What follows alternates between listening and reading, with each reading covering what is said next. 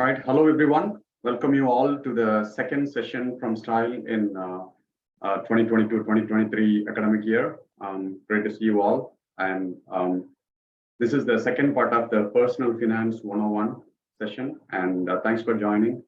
And we have got like really amazing speakers and with us today, Mr. Sampath, Narayanan, and Mr. Sankar Kuppusamy. And let's move on to the agenda of today's session.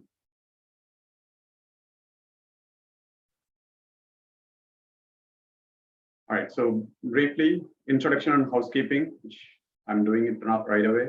And then we'll learn a lot from Mr. Sampath and Mr. Sankar. And then we're going to have a fun trivia and Q&A.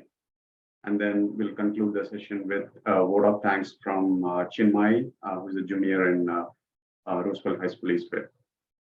Briefly, the housekeeping announcement. So this session is being recorded and we will upload it in our so-called Tamil organization YouTube channel to benefit the students who can join today. And it's totally voluntary to show your video, or we encourage students to be more interactive and ask questions. During the main presentation from the guest speakers, please mute yourselves, and when you have some questions, please post it in the Zoom chat box. We will be monitoring your questions and we will go through every single one of them at the end of the session. And for those who did not join the first session, please watch the YouTube video of the first session recording. And we've got like a more elaborate introduction, welcome note, and a lot in the first part of this session in YouTube. So please take a look at that. And now I'll hand it over to Mr. Sampath to get started. So let me start. Yeah.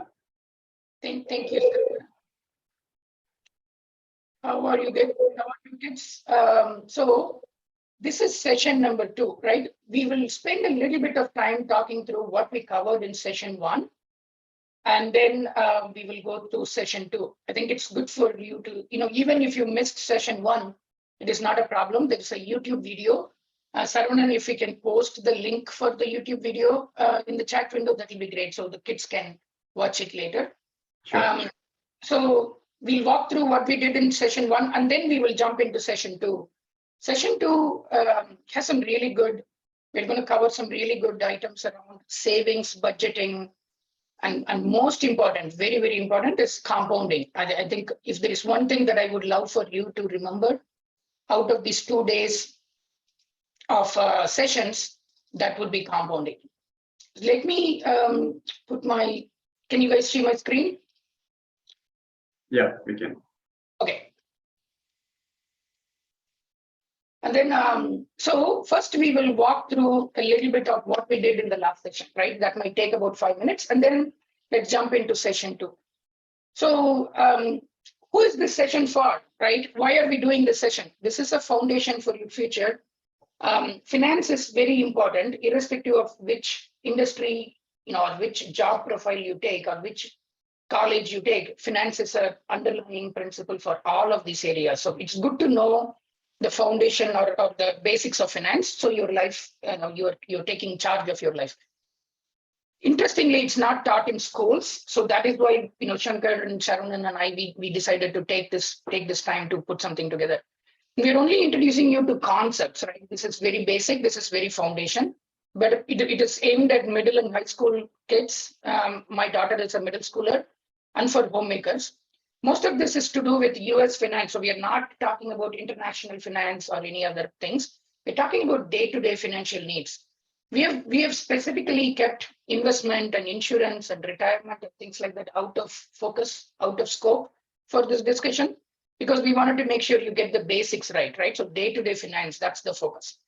We had a foundation session on the 17th of September, and today is the second session, that's best practices. We'll talk about that. So we have been explaining the concepts with Lakshmi. That's a character, that's an example character.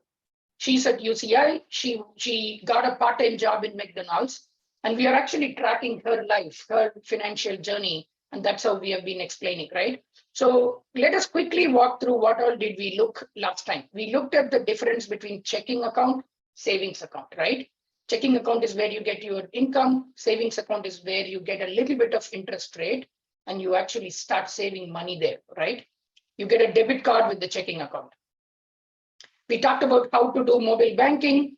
What can you do? How can you transfer funds? How does the security work with the mobile app for banking? We looked at how to pay. You're getting an income, but then you're also having expenses, right? You'll have to spend the money in various ways. So we looked at various ways of spending, or how do you pay somebody? If it is paying friends versus paying a grocery versus paying a rent versus sending money to another country, we looked at a variety of options to pay. We looked at how to write a check and what are the important things around writing a check. We looked at how to do a bank transfer with your mobile app. You can do bank transfer to yourself, like from your checking account to your savings account. You could also do a bank transfer to another, like a water district or an electricity company or your own friend, right? You could transfer money through the mobile app. We looked at how third-party applications work, right? These are some third-party applications. Example, Venmo, Zelle, PayPal. They're not the banks, but they actually make fund transfer or money transfer very easy. So we looked at how to do money transfer using these third-party applications. We briefly talked about security, how it works, things like that. Then we looked at, if you get a check, how do you deposit a check? 10 years ago, you have to go to a bank to deposit the check, but then now we talked about how can you deposit the check right from your mobile app and how you do that and what to confirm and signature, things like that, attestation, all of that. Then we looked at how do you make more money? How can your money make more money, right? So you're getting an income, you're working at a company. In this case, Lakshmi is working in McDonald's, she's making money, she's getting a salary, she's getting a bonus. That is income. But how can your money make more money, right? So we looked at 3 different types of accounts that makes you money. We looked at savings account, money market account, and certificate of deposit, that's CD, shortly called CD. We looked at how each of this is an increasing rate. CD gets you more interest than money market gets you more interest than savings. We looked at the constraints or when to use what. Then we looked at credit cards. We said, why do you need a credit card? What is the benefit of a credit card? How does a credit card work? We talked about how you spend money and how you use a credit card and how the bank pays on your behalf, but then they charge a statement on a monthly basis with you. We talked about pros and cons of using a credit card. We looked at how a credit card, what does a credit card mean, right? What are the different things in a credit card? We looked at the chip, the security code, how do you do online banking? What are the 4 things that is important for online banking, right? We looked at these 4 green things that are needed for online banking. Then we looked at best practices of credit cards, right? Never spend anything that you cannot afford. You don't want to buy a big car or a big TV that you cannot afford. You want to pay every month. You want to build credit history. We'll talk a little bit more about credit history today, of how credit cards help build credit history.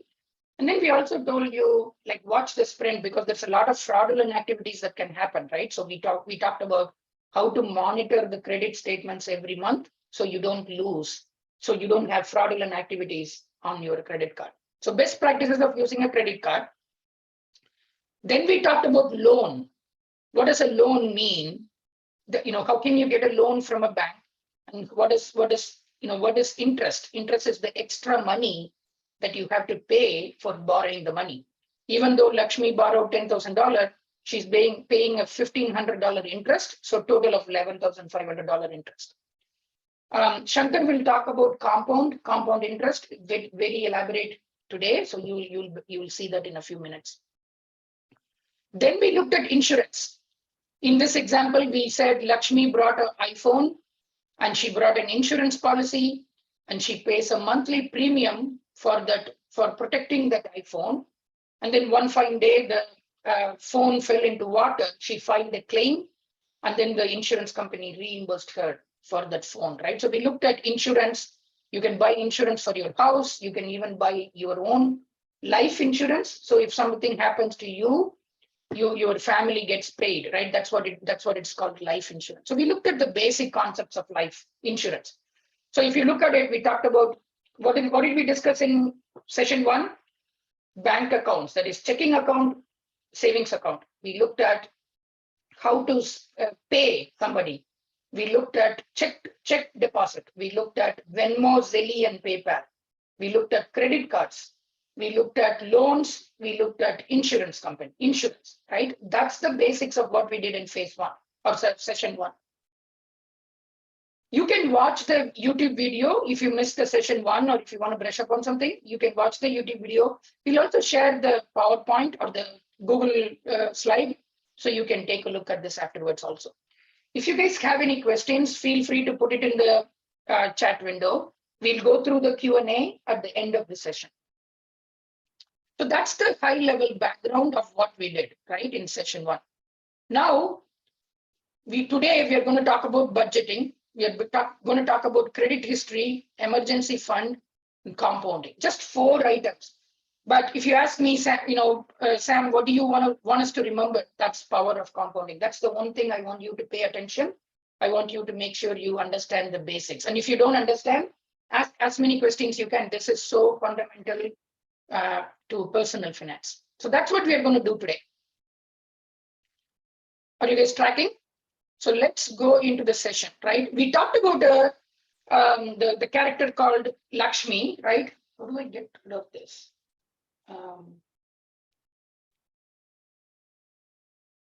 There you go. So we talked about a character called Lakshmi. Now, so Lakshmi needs a phone, right? And Lakshmi wants to buy a phone. Assume that Lakshmi just got a job. She's working in McDonald's. She needs to call her parents and her friends. She needs a phone. She looked at iPhone and it was $1,200. How can you afford an iPhone? How can you plan such a way that you can actually buy something you want, right? As soon as you get your first month's salary, you should not go buy what you want, right? That's the worst. That's the bad practice. So what is the best practice? Let's look at this, right? Let's look at this and say, this is the income and expense for Lakshmi. Let's say she's getting a salary of $30,000. She's paying taxes, right? Taxes is something you have to pay to the government. You have federal taxes. In some state, you have state taxes. You have social security. Let's assume all of that is about $7,000. So for now, assume these are things you have to pay back to the government, so they can build infrastructure, the roads, the schools, all of that, right? That's the money you have to pay back to the government. So what does she have? She have $23,000 back, right? After the salary, after the tax, she has $23,000. Now she's also spending money, right? She has expenses. She has to pay rent. She has to pay utility bills. What is utility bills? That's electricity, water, all of that. Your internet, all of that. She has to eat, right? So she's eating in restaurants and fast foods. So she has to, groceries, all of that. She's spending about $5,000 in leisure, that is movies, other things, right? And then there is another $3,000 of miscellaneous cost.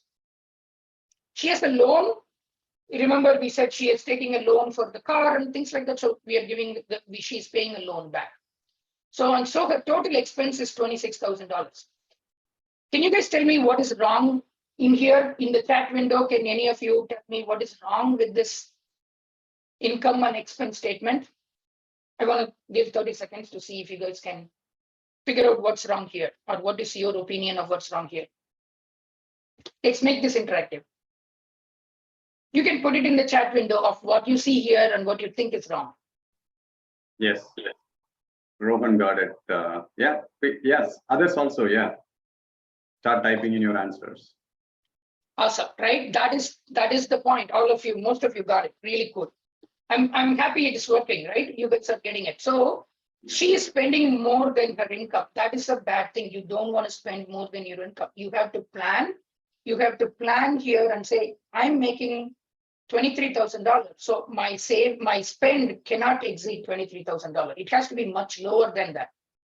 And she's also not saving, right? There's no savings in here, right? That is the wrong thing. Now I want to introduce you to a concept of budgeting. All of you should do budgeting. Budgeting, every person, every company, every family should do budgeting.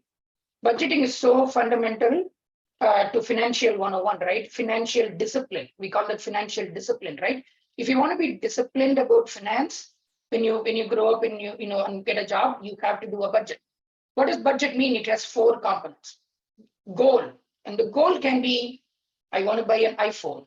I want to go on a vacation to Hawaii. I want to buy a car. I want to buy a Mustang, right? I've been thinking about that for a long time, right? That is the goal. What do you want to do? You could also have a goal like, I want to go to master's. I want to do master's degree and I want to save $50,000 for it. You can have goals. You want to have a goal, and the goal should have how much money you need for the goal and what time. So you can say things like, I want to buy an iPhone in the next 12 months. I want to save $40,000 for my for my master's degree in 3 years, right? So you should have a dollar number, and you should have a time. The second component is income. In what income are you getting? Income is mostly your salary, your bonus. There are other ways you can make income, but that's the most used type of income, right? Of course, you reduce your taxes and things like that, like we saw here, right? She's making an income of $23,000, not $33,000, $30,000, because you have to pay the $7,000 right away, right? And $23,000 is what she's making. That's the income. And then the third component is expenses. Expenses, like you saw, everything from rent, utility, food, leisure. There are 2 or 3 types of expenses. I will explain that in a minute. There is needs versus wants, right? I'll explain that in a minute. That's the expenses. And then at the end, what you have is savings. Savings is nothing but income minus expenses. So if she made $23,000 and her expenses is $26,000. In this example, her saving is minus $3,000, which doesn't make sense. But imagine she makes $23,000 in income and her expense is only $15,000. She's saving $8,000. So 23 minus 15 is $8,000.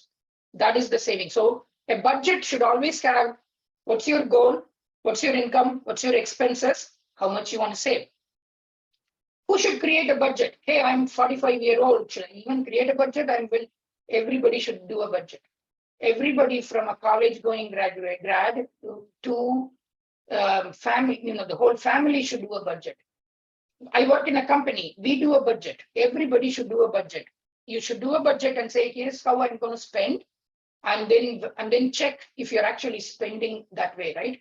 That way you can make sure you're not spending huge amount of money in leisure, right? You're not even saving, but you're spending money on movies, huge amount of money in movies, right? Movies and Xbox and others. So you want to be careful how you spend the money, and that is how budget can help. Let's take the example. I want to show you an example, right?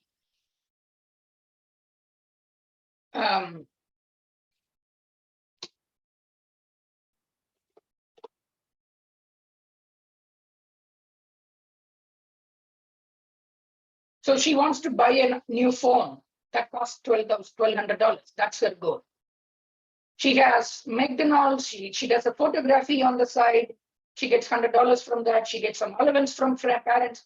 You add all of that. That's the income, right? Income is how much money is coming in. Expenses. She's paying the rent. She's paying utilities like electricity.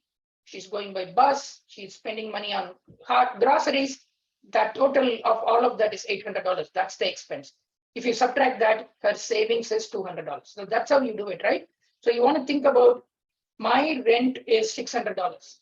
I'm paying on a monthly basis $600. My electricity, my internet, my water bill, right? You want to think through all of that. Bus charges, your transport charges, your groceries. You add up all of that, and then that becomes expense, and then you get savings. So you can see Lakshmi saves about 20% of her income. In this example, Lakshmi's income is $1,000 and she's saving $200. So that's about 20% of her income, right? If she keeps going, remember the cell phone is $1,200. If she keeps saving this way, she can buy the cell phone in 6 months. And remember, we talked about savings account, right? So if Lakshmi would ideally say, I get $1,000, I'm going to move $200 every month into my savings account. And then the leftover money of $800, that's what I'm going to spend, right? So she does. So I want to make sure you understand the priority. The priority is you save first and then spend, not the other way. Most people think I want to spend and then leftover we will save, right? That's wrong. You want to plan, you want to save, and then only spend the rest, right? So the priority is you plan this and say, I want to save $200. As soon as you get your salary on a monthly basis, move the $200 to savings account and don't touch it. You have $800 in your checking account, only spend that money. Does it make sense, guys? So how do I spend? Right? We saw the example of Lakshmi and her income and expenses. There's a rule, there's a budget rule. It's called 50-30-20. Actually, it should be 50-20-30. I should say 50-20-30. 50% of your income should be spent towards needs. What is need? Need is something that you cannot live without. Can you live without a house? No, I cannot live without a house. I need to pay rent, or I need to pay the loan, mortgage, right? I need food. I need to pay utilities. Otherwise, I won't have electricity. I won't have internet. I won't have water. I need to have health care. What if I get flu? I need to go see a doctor. I need insurance. So these are your basic needs, right? You want to spend 50% of your overall salary, overall income in needs. Immediately, so every time you get your income, I want you to save a minimum of 20%. Now, if you can save more than 20, good for you. But I want you to save a minimum of 20%. And then what is left, that's what you can use for want. Want is something you can live without, like your Xbox, like a movie, like your, like your personal care, right? Like your makeup kits for girls, right? Your hobbies. If you're doing Netflix subscription, your Amazon Prime subscription, things like that. These are all called wants. You can only spend on the wants after you have done the needs, after you have done the savings. So the sequence is plan for your needs. You need that to survive. Immediately after that, save at least 20%. And what is left after the needs and after the savings, that's what you want to spend on your movies, on your dinners, on visiting friends, things like that. So the sequence is needs, savings, and then wants. And the general rule is you want to spend at least 50% on needs, minimum of 20% on savings. So if you're earning $1,000, I want you to save at least $200 every month in savings. And you cannot even, if you're getting your salary on the first of the month, $1,000 comes into your checking account. I want you to put a rule. You can put a rule in your bank, right? And the rule should say, move $200 from my checking account to savings account. You want to do that every month on the first of the month. As soon as salary hits your account, you want to move that. Only then you will have the discipline of not spending in movies, right? So if you can only afford one movie a month, you can only afford one movie a month. You cannot go to the third movie or the fourth movie and things like that. Does it make sense? So if you guys have any questions, feel free to put it in the chat channel. We'll come to that at the end of the session. So we looked at the budget. We looked at why is budget important, how to do a budget, and then we looked at a basic rule for a budget, right? So we looked at how is budget important. Now, remember she had a car, she got a car through a mortgage, she got a loan, the car broke. She took it to Firestone. Firestone is a car repair chain. And they said, yeah, your engine is broken. We need $2,000 to repair your car. She doesn't have $2,000. She has salary. Her salary is only $1,000 every month, right? How do you manage this? What do you do in such emergency cases, right? Life is always going to have emergencies. Emergencies can be your life, your health, your car, your home. There is always emergency. What if What if a water broke in my house? That is an emergency. What if my car breaks? That is an emergency. What if somebody gets into an accident? That is an emergency, right? So emergencies are always going to happen and you need to be prepared for it, right? How do you prepare for it? It's called emergency fund. All of us should have an emergency fund. What does emergency fund money mean? It's a stack of money. You keep aside, you never ever touch that. Think of it like a bar, like a, we used to have that stash of coins in our home, right? Like that. You have to put that money away and you call it emergency fund, never ever touch it. That is different from saving. So you have to, as you get your income, you put some money into emergency fund, then you put into savings, and then only you start spending. What type of emergency are we talking about? What if you lose your job? You have to eat, you have to pay rent. What if something happens and you go to ER, emergency room, right? Emergency, they cost a lot of money. What if your car breaks down and you need to pay $2,000 to fix your engine? Those are your emergency funds. Those are your emergency need. And then you can open the emergency box and say, I'm going to spend it now so I can get on with my life. I can go back to work. And then you start filling the bottle again. You need to replenish the emergency fund again. How much should it be? How much should I be saving for the emergency fund? You should save a minimum of 3 to 6 months of living expenses. So if something happens, so I am a head of the home, right? I am a father. I have a family, I have kids. I look at how much money we are spending a month, including my home loan, my car loan, all of this, and then I save a minimum of 6 months. That's how much I put away. Going to a concert is not an emergency, right? You going to a music concert is not an emergency. You have to set up auto save. So if I get $1,000 of income, I would probably put $100 in emergency fund every month until it reaches 6 months of my expenses. I would put $200 in my savings. Only then I will start spending the money. Right? Does it make sense? Emergency fund. That's called emergency fund. So if you in the priority of spending, first thing first, emergency fund, then 20% savings, then needs, then you can spend on the wants. Right? That's a sequence. I'll tell you one more time. Emergency fund is the first thing you should put money into. You should save at least 20% of your income as savings every month. Then you can spend on your needs. Remember, need is like rent and utilities and all that. Then you can spend on your wants. Wants is like Xbox and movie and dinners and things like that. And now she's grown well and she's been doing well. It's been a couple of years she's been working. Now she wants to buy a home. She cannot, the home in Irvine, quite a few of you have heard from Irvine. Home in Irvine is not easy, right? It's not cheaper. It's millions of dollars. So she cannot afford millions of dollars. She just started working, right? So how can she afford a home? She can get a loan. So she goes to a bank and she says, hey, I want to get a loan so I can buy a home. And then the bank says, hey, you need a good credit history to get a loan.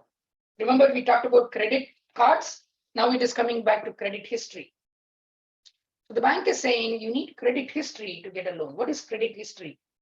How can I get one, right? How can I build one? Can I read about it? Can I buy it? What is credit history? Credit history is basically a score. It's a numeric score, right? It's a numeric score that says how good you are from a trust perspective. So I could say Saravanan uncle is 720 on the credit score. Myself, Sam, is 690 on the credit score. Sankar is 650 on the credit score. So we could have different credit scores. That means Saravanan, because he's in the higher 720, the banks like him. The banks would come forward and say, hey, Saravanan, here's a loan for you. Because I'm in here, because I'm at 690, the bank might say, Sam, your score is not really good. Your credit score is not really good. We are thinking twice before giving a loan to you. Shankar uncle is at 630 credit score.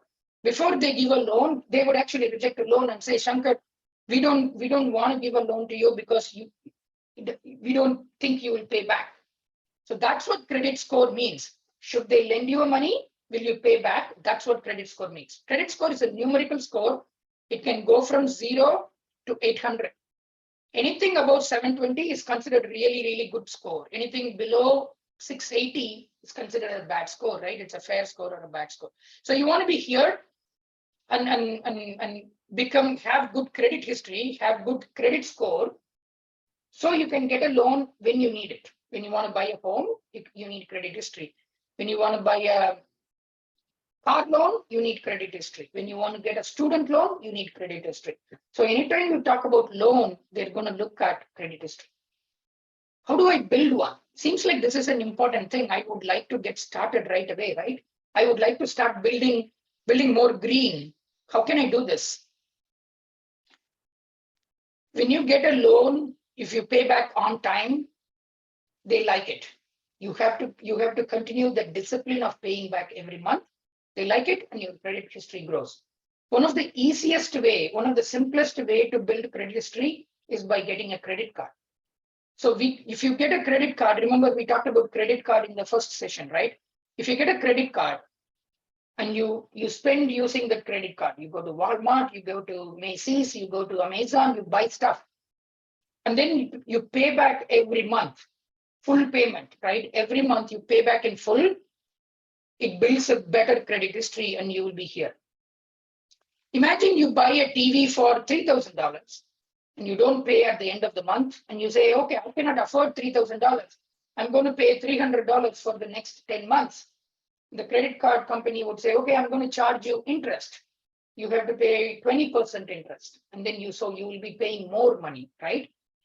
Every month you'll be paying $360, not $300, because there is interest. That doesn't build you good credit history. It actually makes you go from an excellent to a good. So if you buy something and you pay on time every time, it builds you credit history. You can actually have credit card. That's the one, you can have store credit card, like a Costco credit card, Macy's credit card, things like that. When you go to rent, you should pay the rent on time every month. The moment you miss a rent or the moment you miss a bill, that gets reported to the credit bureau. There's an organization called Credit Bureau. They'll be like, hey, Vijay didn't pay the rent for June. And then Vijay's score would go from 720 to 690. If he misses another utility bill, it goes from 690 to 670, right? So the more you miss, the more you go into red. So you have to be super disciplined about every month, pay the credit card, pay the rent, pay the utility bill, things like that. So that's the credit history. So we're going to take a break and go to trivia. But before that, I wanted to quickly summarize what all we looked at, right? We started by looking at what is a budget? Why is budget important? We looked at the 50-20-30 rule, right? And we talked about emergency fund, savings, needs, wants. Then we talked about credit history. Why is credit history important? And how can you build credit history, right? With that, we go to trivia time. If you guys have any questions, put it in the chat window. We'll go to trivia time. So I'll stop sharing and give it to Saravanan. Awesome. That's a lot of ground, Sampath. Thank you so much. Let me start sharing. Let's go to the trivia.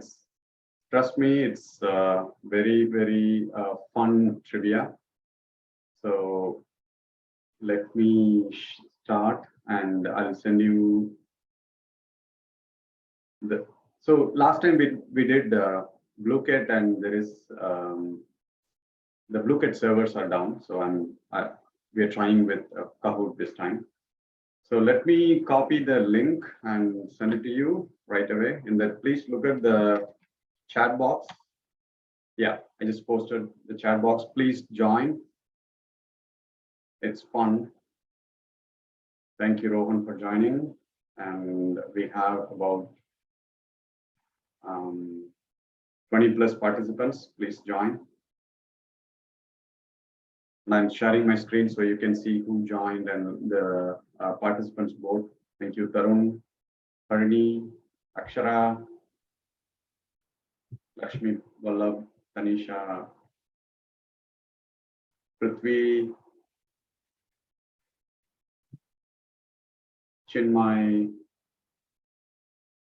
Vijay. One more minute, join guys. Abhinav, Mithran. All right, let's get started with whoever joined so far. So let's start the quiz. So you will be seeing a question in my screen share, and you need to, from the link that you went in, you need to select the answer, the right color. So what is the saving rule?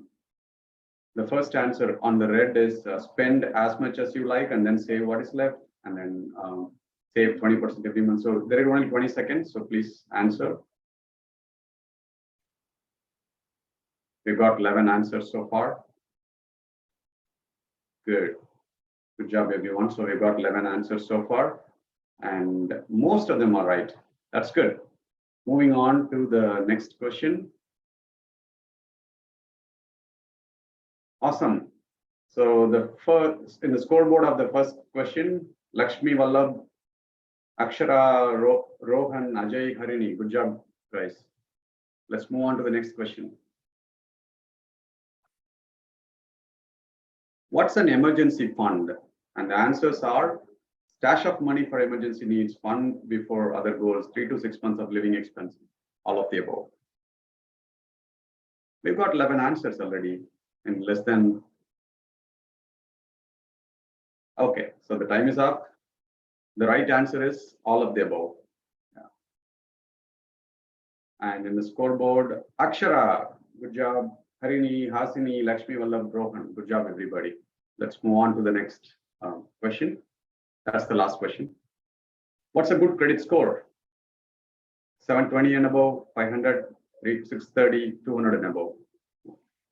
We've already got 12 answers, less than 10 seconds. Let's all 12. Okay, pretty much all of them are right answers. So the 720 and above is the right answer. Let's see who answered. Hasini got third place, and Harini got the second place, and first place goes to, who's that? Wait for the spotlight. Akshara.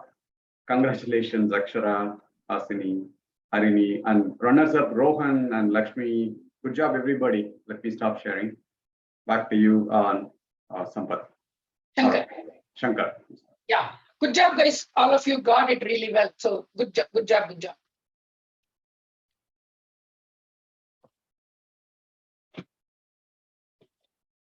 Now Shankar will continue. Shankar, you are on mute. Now Shankar will continue. He's going to talk about a very, I cannot tell you how many very important topic. If you don't remember anything, this is the only thing I want you to remember. So pay attention for the next 30 minutes. Yeah, Sampath, you are making me nervous. Okay. All right. Okay. Let me share my screen.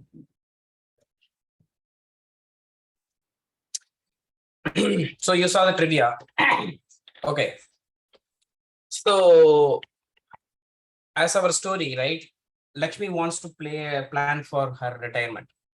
Shankar, the screen is not shared yet.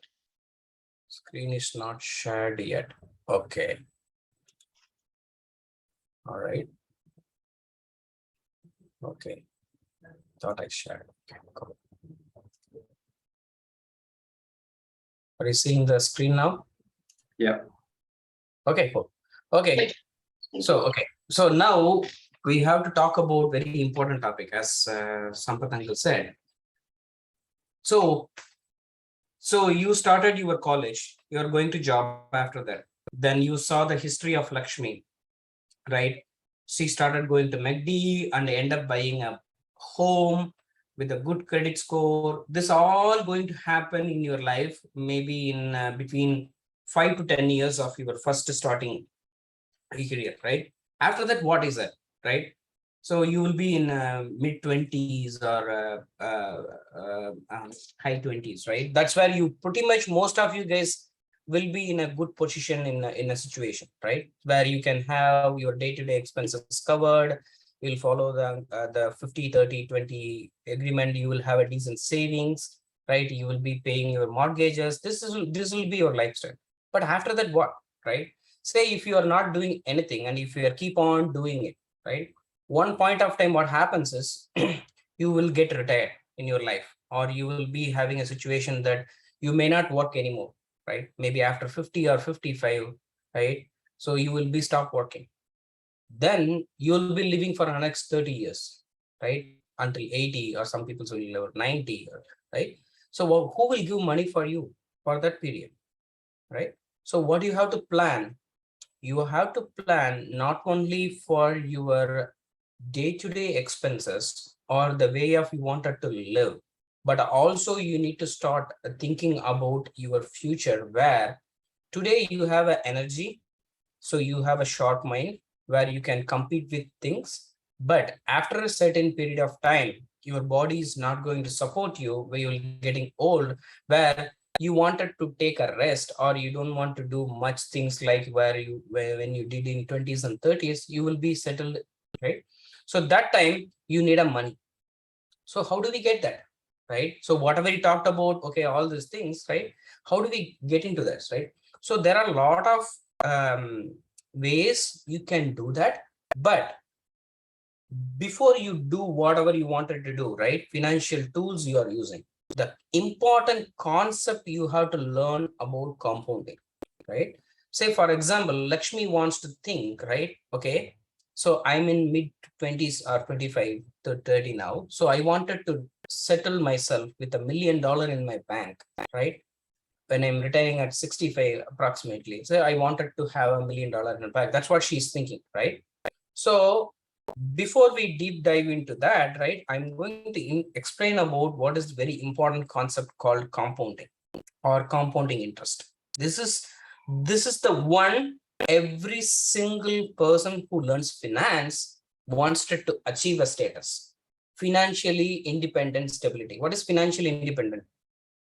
Throw me any expenses, I can manage, right? Throw me any expenses. Oh, my son or daughter wants to go and study in a Europe, or they wanted to make a Europe trip, or some people are coming, or I have a marriage in my home, or I have to throw a party, something like for 20,000, 30,000, or I have an arangetram for my daughter. Whatever you do, right? Whatever the expenses, you will have a financial stability. If you have a financial stability, you can throw all these expenses. Also, that makes you very strong person. When you are financially stable, you can take decisions correct, right? For that, you have to understand a main concept called compounding/compounding interest. That's very important. That's what I'm going to explain in multiple slides, right?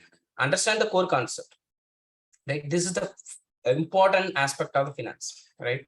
So just I'm borrowing Einstein here to refresh, because he himself said compounding interest is the 8th wonder of the world, right? It is not something like you can see somewhere in the picture, right? Obviously you can show in terms of your net worth calculator or something, but the person who understands this correctly, right, they will earn a lot.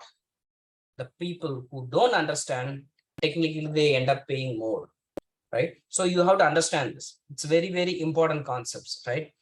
So before we go for the million calculator, right? How Lakshmi is going to achieve her million calculator, I'm going to walk you through about what is compounding, right?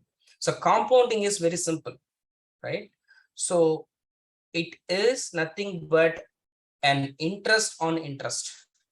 What is an interest? You know that, okay, you are keeping money in your bank, and bank is giving, okay, at the end of the year, okay, you are keeping in my savings account, I'm going to give you 1% or 0.3%. That is called interest, right? If you are keeping $1,000, if they are giving 5% interest, and they end up, you will getting $50 at the end of the year. That is called interest, right?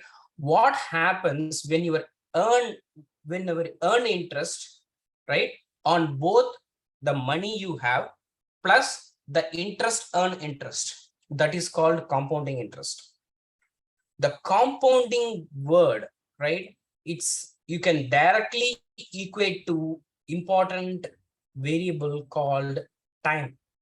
time is a very, very important factor in the compounding. If you see this, time is there are three factors I'm going to talk about, but I'm not going to fully walk through about taxes here, right? I'm going to touch base on interest. Yes, interest is something that we will get back. If you put it in the savings account, they will give you 0.5, something like that. If you move your fund to savings account to high yield savings account, they will give you 2%. If you move to something like a CDs or something, they will give you 3%. And if you start investing this into another investing bucket, they will give you more. Or if you invest in share market or invest in stocks, that is going to give more kind of things. Or if you started investing in business or something, that will give you even more. So there are a lot of vehicles to earn that interest. That is again a variable that depends on how you are multiplying your money. And the very important for everything is the time is the very, very important aspect in the compound interest, right? So the time is equivalent to, if you see the time, right? One side is time, which everybody sees. The other side of the time is called patience. You have to be patient. You have to wait. You have to wait. So the person who is able to wait, they will get priced a lot. That's what it means, right?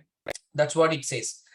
The person who understands earn it, right? So the understand word has time in it and it has a patient in it. So this is called understand. Okay.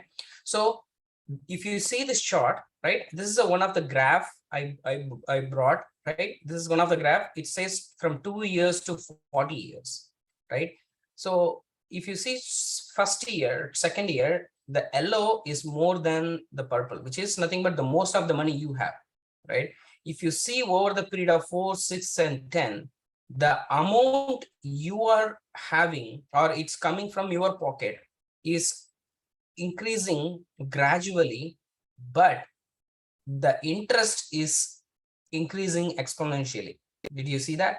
Because the amount stays there is nothing but the time. The time is between 2 to 40 years, 38 years or 40 years. It's staying. The money multiplies, right? That's what it means. Let me move the screen. I have a blocker here. You can move this. Right? That's what in the first compounding its period, its interest is small, and the long run, the interest is big deal. That's what it means. Okay. So I have this formula. I don't want you to memorize this formula, understand it, just enjoy this. Even though you don't get it, that's okay, right? I'm not going to open I'm not going to run a math class here. So this is just the person who wants to know more about that has this. So you can Google it, you will find this formula. What is the formula for compound interest? You will do this. Just I'm going to touch base this P is nothing but the initial amount. Interest rate is nothing but how much interest you are going to get. Right, so it may be a variable or it may be a fixed, like as 5%, 7%, 8%, right? And T is the number of period, which is nothing but 40 years, 30 years, 25 years, 10 years. That's what it means. The more you live, the more you will get. That's what it means. The number of terms is nothing but it is just calculated. I will tell you this later because it's nothing but how many times that interest is getting calculated. So I'm going to leave this now. Okay, so in the meantime, right, I'm going to share a link to you. Before that, I'm going to, let me see if I can open. All right, okay, let me see. Okay, this is the link I wanted to share with you guys, okay? So I will share this link in the chat after this, right? So this is like a simple calculator, right? So it's called compound interest calculator. See what happens, right? Say, for example, you have $1,000 in your hand and you are not going to add any amount over the period of time, but you wanted to leave this for, say, for 5 years, right? You want to leave this 5 years in your bank and you forget about it. And the bank says is, okay, I can give you up to 7% interest, okay?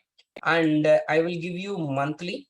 And what that means is every $1,000 I will get for every month, I will get 7% interest. And that amount will be reinvested into this certain $1,000. The next month it will grow. So this is called compounding. Every month the interest you earn, that will be reinvested automatically and it will grow. So if you see this, at the end of 5 years, right, your amount is more than $1,400, right? The amount we just invested in our bank, right, for 7%, leave it for 5 years and it become $1,400. Okay, so this is a simple compounding. So this is for just for $1,000. What happens if you keep investing, right? So I'm going to share this. This will be you needed for the future trivia, right? Which I'm going to share with you in next few slides. Let me see if I can share with you in the chat. Okay, give me a second. I'm looking for a chat window here.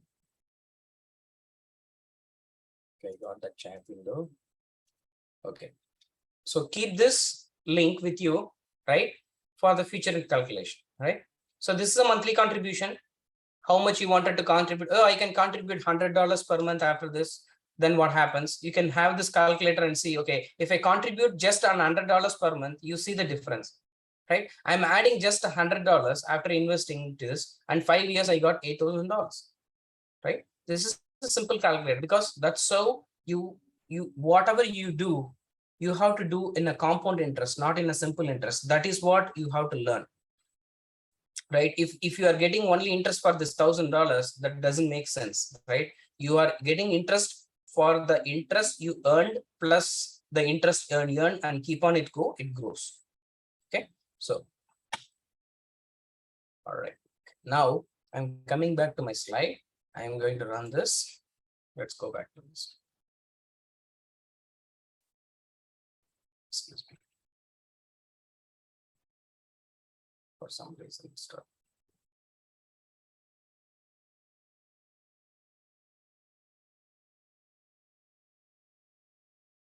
Okay.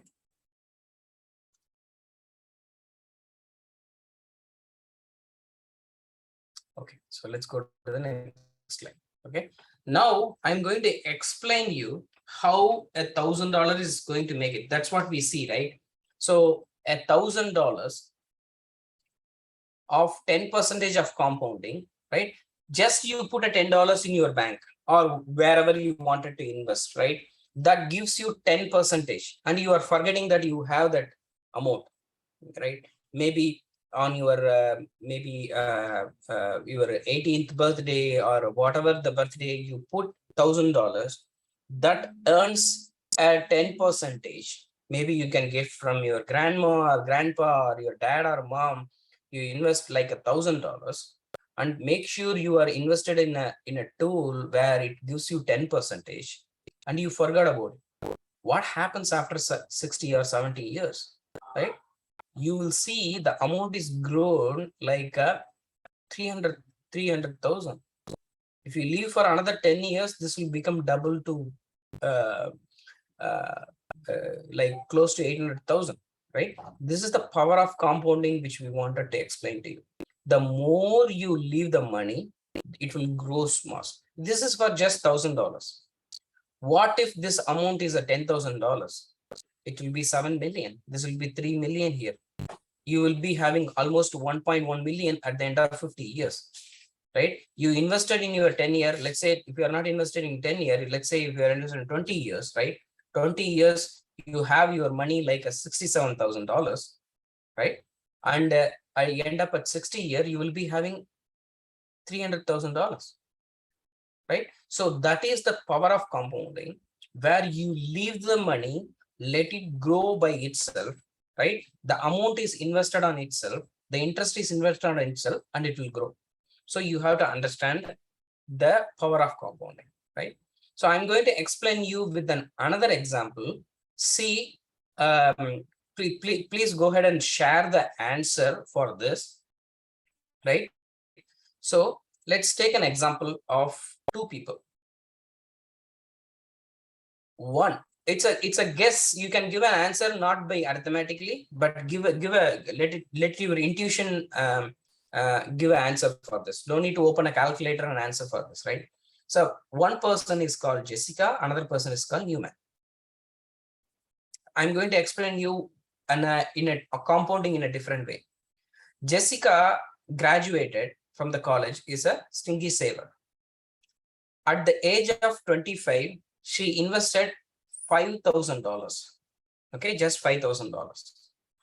And she followed by adding $2,500 each year until at the age of 65. So each year, not even each month. Each month is approximately around, it will come around $208 something, right? So initially she started at the age of 25 with 5,000, and every year she is putting 2,500. Okay, this is her way of spending things, right? Saving things. And the other line, Newman, okay, also just graduated from college, but he didn't started what Jessica did, but he wait, right? He's waiting, making more money. He waited for extra 10 years because at the age of 35, right? What he did is he invested 2 times more than Jessica does, right?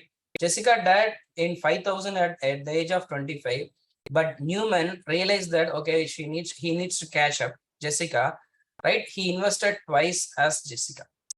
And it's not only that, he also followed, okay, Jessica invested 2,500, let me invest 5,000 each year, right? From 35 to until 65. She invested from 25 to 65, right? Now, there is a common interest rate for both, right? So we need to, if we are talking, then we need to have they have to keep it in the same plate, right? So for this challenge, both invested in some tool, right? And in a market where it gives you 7% annual, right? Everybody gets 7% annual in a stock market, right? My question to you all is, who has more money at the age of 65, right? Both are same year, same age, both retired at 65. Who will has more money? You can type the answer, just to say J or N, right? You don't need to type Jessica or anything. I'm looking for a chat here. Please feel free to see who is asking. Okay. Okay. Go ahead and type the answers. Feel free. Okay. Okay. I'll wait. 5, 4, 3, 2, 1. Okay. So the answer is Jessica. Newman invested twice than Jessica. But after 65, Jessica has more money. He almost catch up with Jessica, but he's quietly not able to reach Jessica. So it's almost $27,000 or $25,000 plus. Is a difference. Even though Newman invested twice as much as Jessica, but the only factor, I'm going to remind you again, right? What is compounding? You have to have immediately, compounding is equal to time, right? It is not just a money, it's about time, right? The time is the factor that is going to change you more, because even though he spent twice as much as Jessica did, but Newman ended up having a lesser balance than Jessica because Jessica just started 10 years before. You people here who are on the call, you have a very perfect age. You know about this concept. Back then, when we were in this age level, right? Nobody taught us, or nobody where we didn't even eager to know about this concept called compounding interest, right? So if one of you started thinking this in the right direction, right, I will promise you will become a millionaire in your life easily without taking any effort. You no need to start a business to make a millionaire. You no need to do buying 10 properties to become a millionaire. A small discipline stuff that makes you a millionaire. Can't you spend $25,000, $2,500 in a year? Yeah, Can't you have $5,000? My dad can give me at the start platform. Yes, good. That's all. You'll become a millionaire over the period of time, right? Because she almost close to almost 3/4 of almost 60% of the million. If she increase this by some few $100, she will be reaching this very soon, right? If she leaves this for another 10 years, this will become 1.2 or 1.3 million. Okay, all right. Wait. So like the people on the Shark Tank, probably. Rohan. So I am happy that you are watching Shark Tank. Okay. So I'm going to explain this in one more way. Okay. I'm going to explain this compounding in one more way. I'm creating an impact here, right? I wanted to understand the word compounding, right? I'm creating an impact here. So let's come back to the original problem. Who wants what? Lakshmi wants to retire. How old is Lakshmi? Right? We can say 25, probably, approximately. Okay. So let's take it, right? So what is the retirement age? 65. Let's ballpark 65. So if you have to stash $1 million, right? So in this example, you have to leave money for 50 years. Okay. Then you have to invest. This is example for, if you take this last one, if it is a 15-year-old, if a 15-year-old person invested $2,150, just $2,150 for 50 years, right? $2,150 for 50 years is equivalent to 100,000, close to $110,000, right? 107,500. They will reach million easily, because even though the amount is not even the 10%, they will give 90% return back. 90% return back, almost 88%. 88% you will get back, because you are leaving that money that long. Say again, if it is a person who is having 20 years, right? If it's a 20-year person, right? They have to put more, because the reason is financially I want to achieve $1 million, but you are starting 5 years late. Okay. So you are starting 5 years late. For that, you will be paying like a $3,000. If you invest $3,000, which is equivalent to close to $900, around $850 more. Yeah, per year you are giving $800 more to achieve this financial status. Hey, how old are you now? I'm in 40 now. Okay. Oh, hey, I heard about compounding. I never knew about compounding. A 40-year a family man is asking, I want to do for compounding. What should I do? Okay. So you want to retire at what age? I want to retire at 65. Okay. You are in this year. So you have 25 years left. You have to invest at least $13,000 per year, which is equivalent to more than $100, $1,000, more than $1,000 per month you have to spend. Oh, I cannot spend more than $1,000. I have a lot of things. Then you cannot have that status. If the same person says that how much I can spend, hey, I can spend around maybe $500, then you have to start investing at the age of 30. So you are already 10 years behind. Okay, right? So you have to understand, again, time is the critical factor here. Time is the critical factor, and the how much return you will be getting for each and every interest rate, that each and every time you get the interest rate, that is an important factor. Okay, so the time is an other side of the compounding, and the patience is another too, right?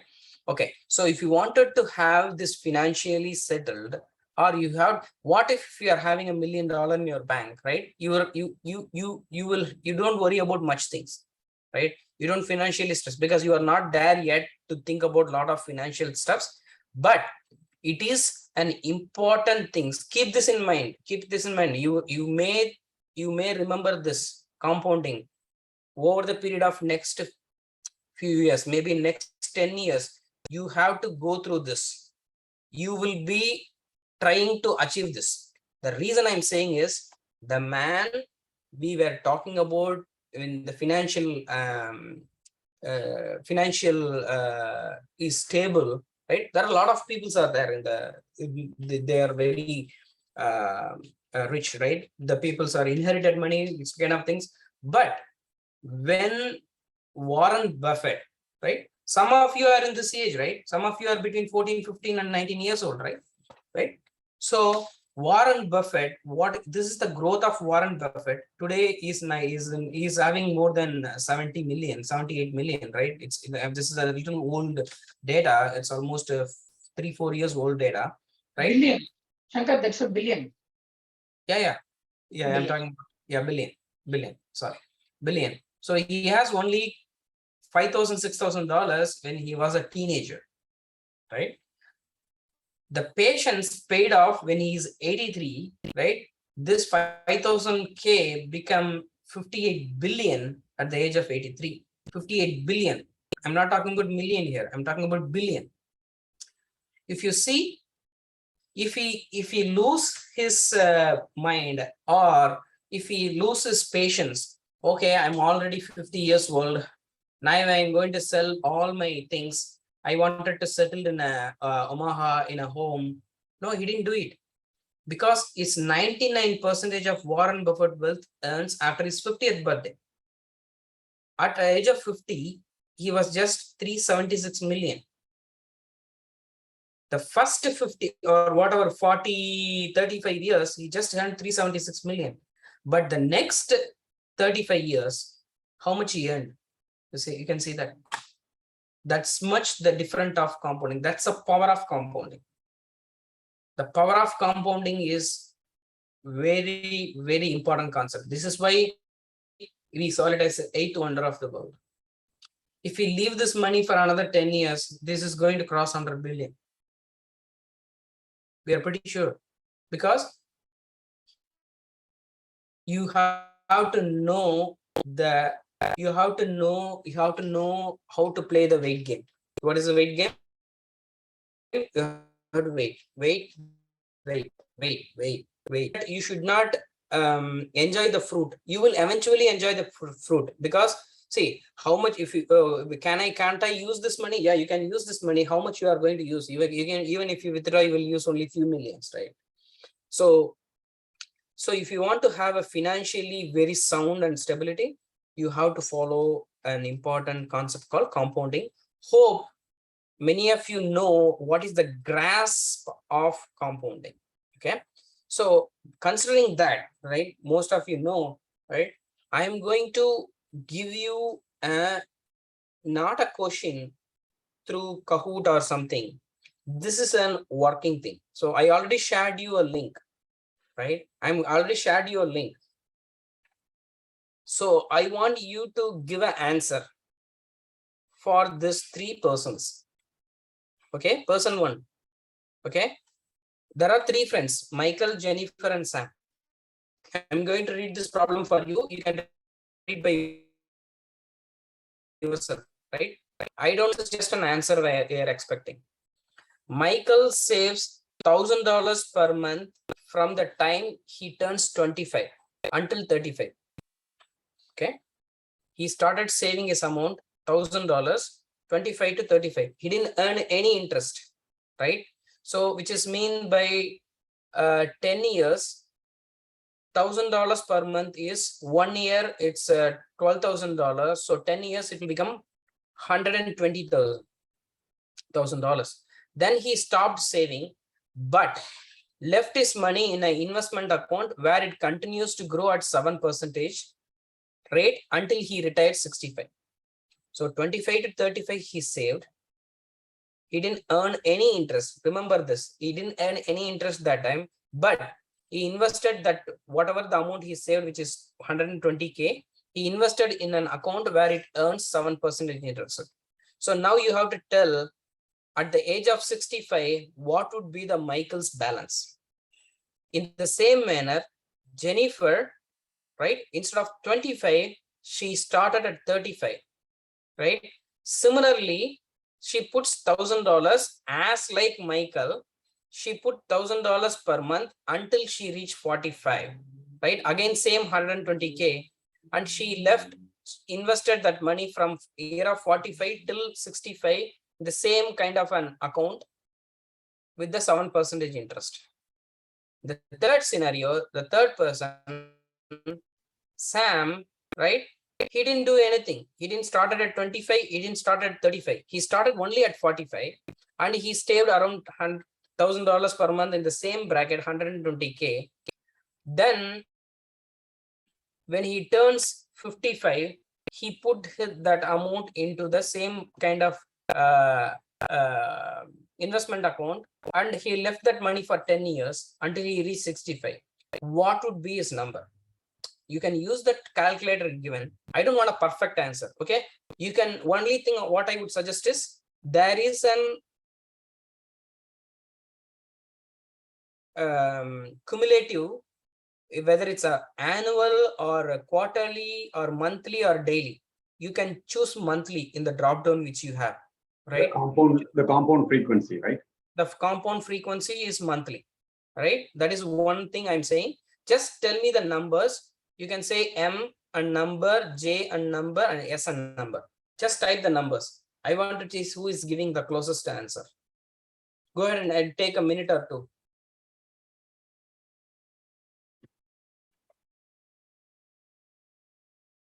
And no contribution. Yes.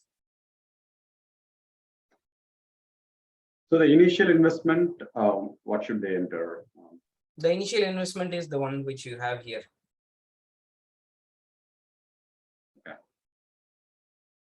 Because the calculator, what you are using for Michael, the compounding interest starts only after is 35. Here, compounding starts only after 45. Here, for Sam, it starts after 55.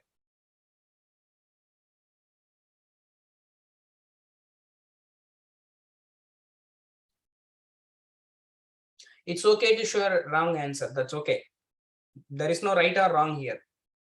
I want everybody to give a fair attempt. Don't worry about others' answer. It's okay to get hand dirty so that you know. Can you tag? Yeah, you can say M and number, J number and S number in one message. I would appreciate that. You keep the number in your notepad, then you share the answer, 3 answers, consolidated answers. So in the calculator, you say initial investment of 120,000, because remember Sankar said no interest until they finish.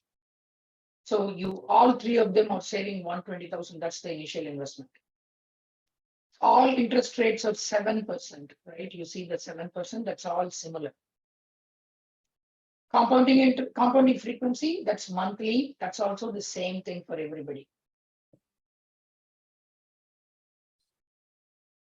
You can leave the monthly contribution as blank. You can leave the interest rate variance as blank. The only thing that will be different between these three people would be the length in time in years. So you have to run the calculator 3 times. One for Michael, then change the length in time for years for Jennifer, then change the length in time for Sam. You have to run the calculator 3 times. And then, like Sankar said, you can put M, a number, J number, S number. Put all of them in one message. Thanks, Tarun.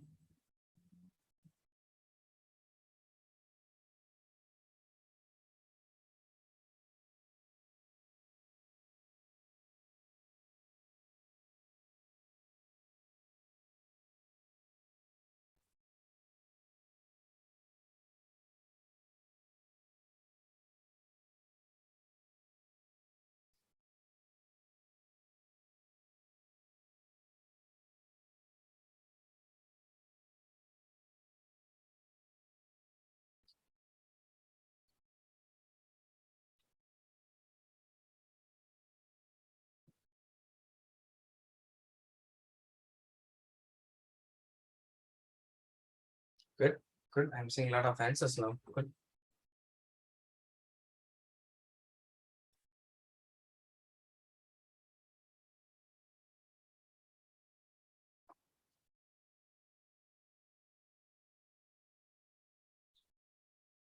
Mm-hmm. Okay. Okay. All right. Okay.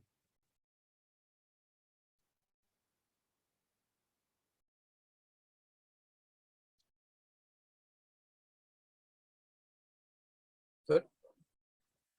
Good, very good. There are many students Okay. trying. Good job, Chinmay, Harini, Good. Saravanan, Abhinav, Lakshmi Vallabh, Tanisha, Abhinav. Good, good, very good. Keep trying. Others also, It's I okay. would like to, yeah. Yeah, it's okay. Just attempt it.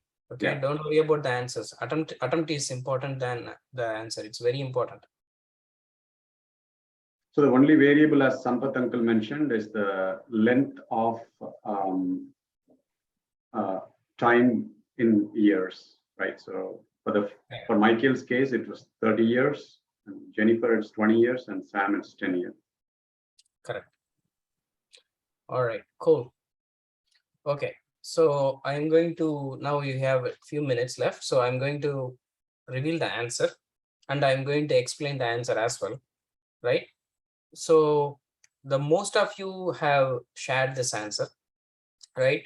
Some of you have a different answer that could have been maybe due to the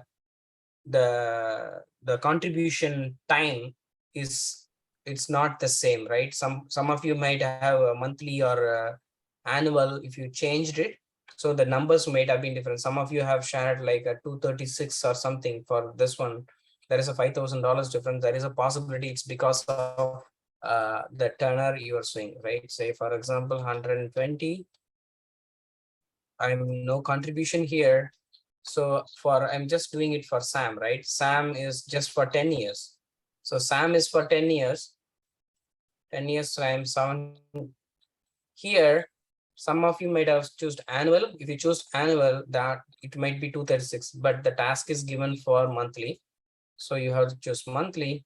So you will end up getting that 241 balance. Even though if you got the answer of annually, that still it's okay, because maybe your bank is not providing the interest monthly, but most of the banks provide monthly. Some banks provide annually. So that is also still valid, but it depends, right?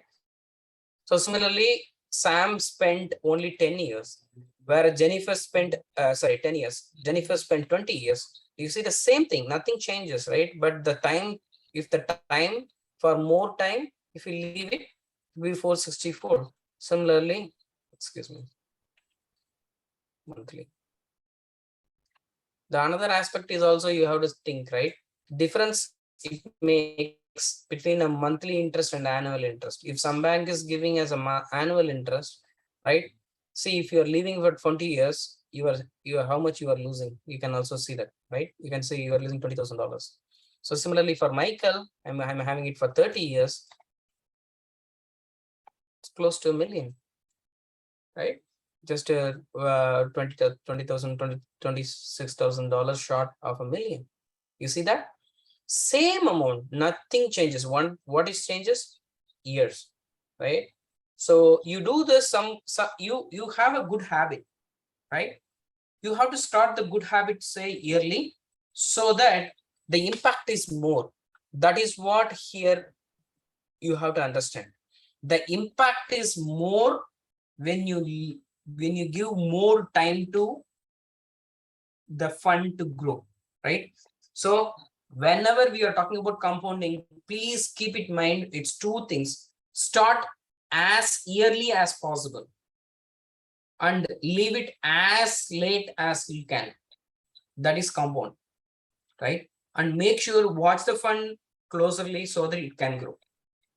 Okay, so all right, so that is what for today, right? Shankar, can we go to the Jessica and Newman one more time? Jessica and Newman example. Yeah, this one. So most of you, I was looking at the chat window. Most of you said Newman will have more money because he invested twice of Jessica $10,000 instead of 5,000. He also on every month he's in, every year he's investing 5,000 instead of 2,500 like Jessica, right? So all of you, I see quite a few of answers that said Newman would have got more money, but it's actually Jessica who has got more money because she started way early. She started 10 years ahead of Newman. So that is the point that Sankar is trying to say. You have to start early.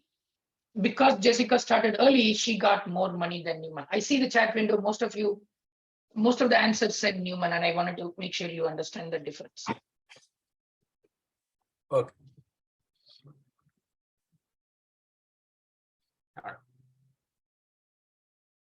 Okay. Sampath, you want to continue this takeaways? Yeah, so we are coming to the close of the session. What are the takeaways, right? One, after this, we'll do Q&A. So feel free to put your questions in the chat window. Start budgeting for your monthly expenses. Your parents should be giving you some allowance. You will have some, last time we talked about going to a bank, opening a savings account and checking account in your name, right? So start planning your monthly expenses. It's good to have a budget, even though you are a high school student. And then learn more about credit card. When you go to Costco next time, they have a credit card pamphlet. Get the pamphlet, read more about the pamphlet and see what's written in there. If your parent is going to a Bank of America or some bank, go to the bank, read what is written in the bank from loan, all of that, credit card, all of that. And then learn more about compounding, right? Compounding is one very important topic. We almost spent 30, 40 minutes on that topic today. So how can you start compounding for your own good? How can you do it? You are at the age of 15. We are all in the age of 40, right? We have already passed that time. But how can you start your journey right away? If the more you saw the example of Warren Buffett, if he can start, if he had very small amount of money when he was 14 and 15, how can you start early, right? Talk to your parents, see how you can start early. Even a small amount this early would be super helpful when you're 65-year-old. So your 65-year-old will be thankful to you, your 15-year-old, knowing that you are starting your finance journey early. So that's a few takeaways for you. Saravanan, there are a few questions. Should we go through the questions? Yeah, let's go through the question. Thanks, Sampath. Let me look at the chat box. So if anyone has any question, please feel free to type it in. So there was a question about, Abhinav was asking about 401k. Is that clear, Abhinav? It's a retirement savings scheme. When we work, we save it for our after retirement expenses. It's another type of savings account, but it is for retirement. We didn't teach you all that today. We didn't want to overload you with information. So we didn't teach you about retirement, but it's another type of investment. Okay, yeah. And there is another question from Saravanan. Is interest something that we earn or something that you pay? Yeah, so Saravanan, I got a quick slide that I didn't show. We prepared this, but we didn't show. So this can quickly explain, right? When we get our income, we are putting it in a savings account in bank. That means we are giving money to the bank, right? Bank can take the money, lend it to other people. They can lend it to businesses. They can lend it to other people. Let's say I am Sam. I'm putting $30,000 in my bank account.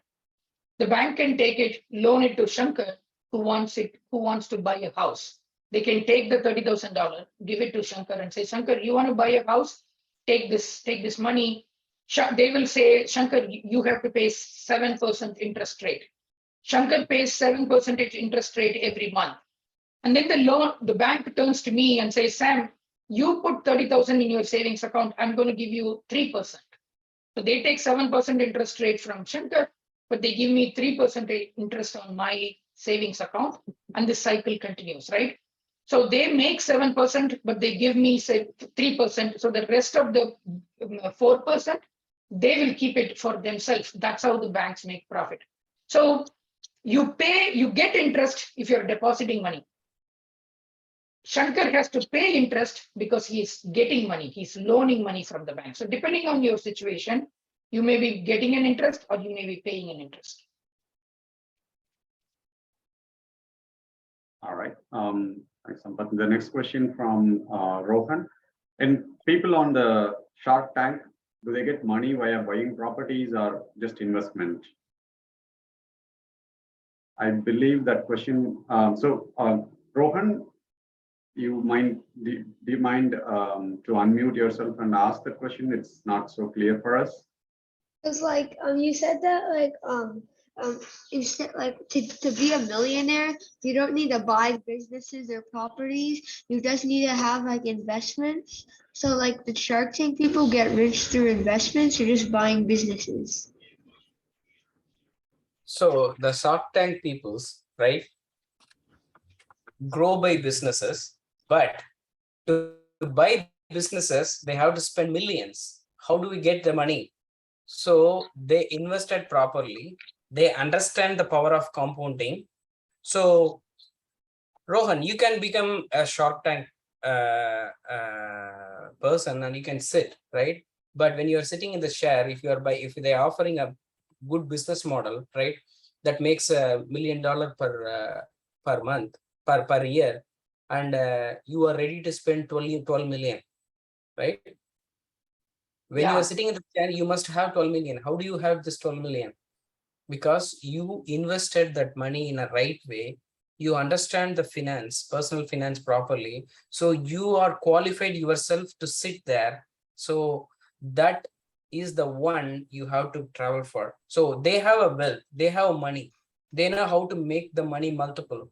So the show is just a thing which they are buying the new ideas, right? They have more money. They are investing invested in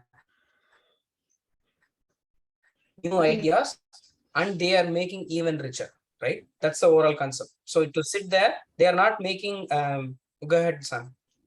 No. We lost you for like 20 seconds. You're really? back. Yeah, you're back. Okay. So they already grown, right? They are even growing bigger by buying that kind of investments.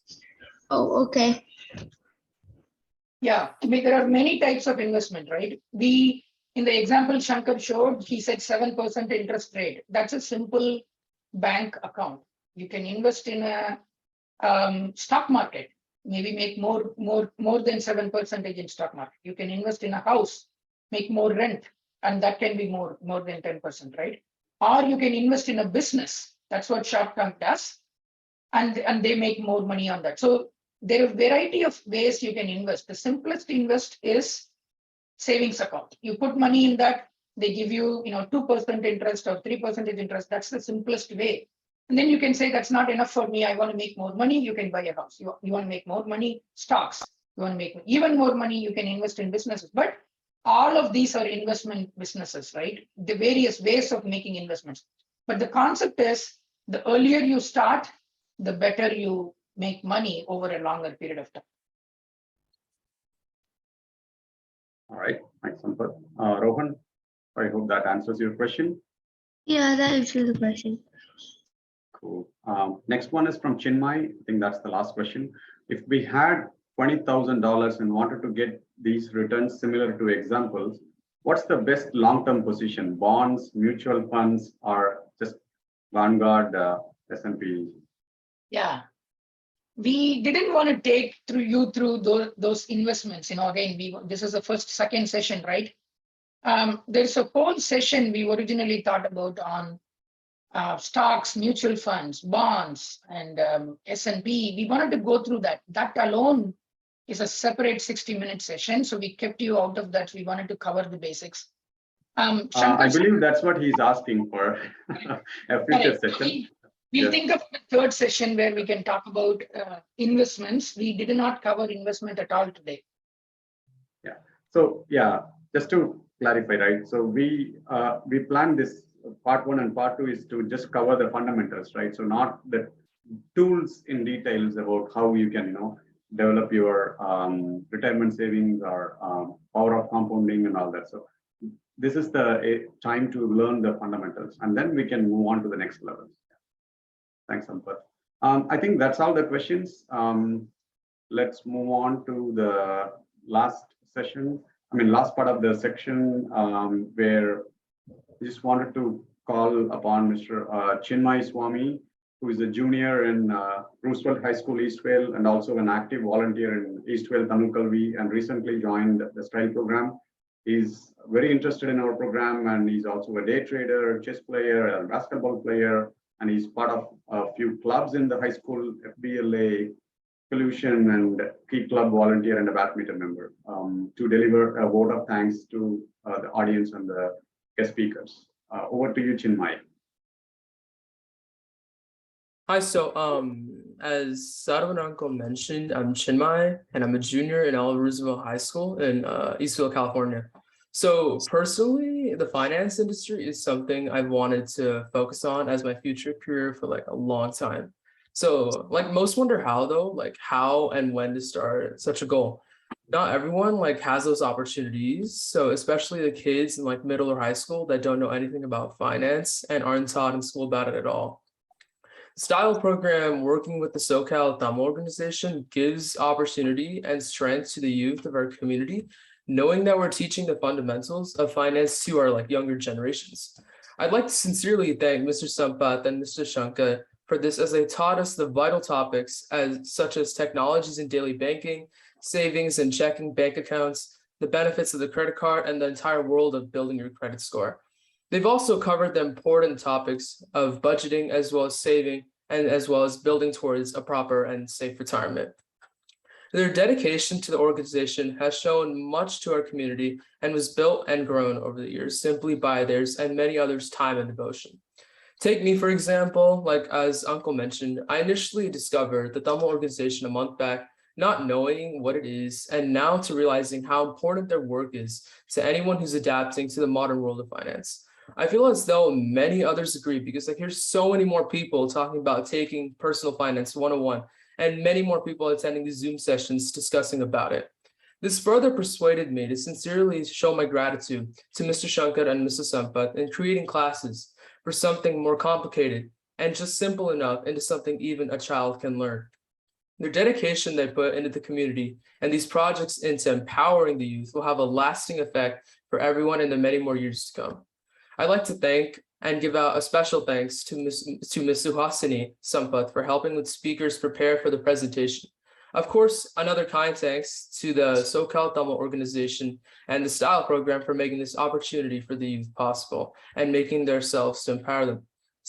And making themselves like have the ability to learn this stuff become a reality. Thanks to students, parents, and volunteers who supported this in making this session possible. And I'm looking forward to the third session, where we talk about like long-term investments for retirement. Once again, thank you, Mr. Sampath and Mr. Shankar, for choosing to invest your time over the last several years into a project which is sure to move our organization for the better. Thank you all, and have a great rest of your day. Thank you. Thank you, Chinmay. Thanks. Thank you, sir. Thank you, Chinmay. Thanks for covering everybody. And one more time, thanks everyone. Thanks, Sampath and Shankar. Looking forward to work with you more. Thanks a lot. Thank you. These two sessions are really great. Thanks everyone for joining. Thanks, guys. Stopping Thank there. you. Bye. Thank you. Bye-bye. Bye.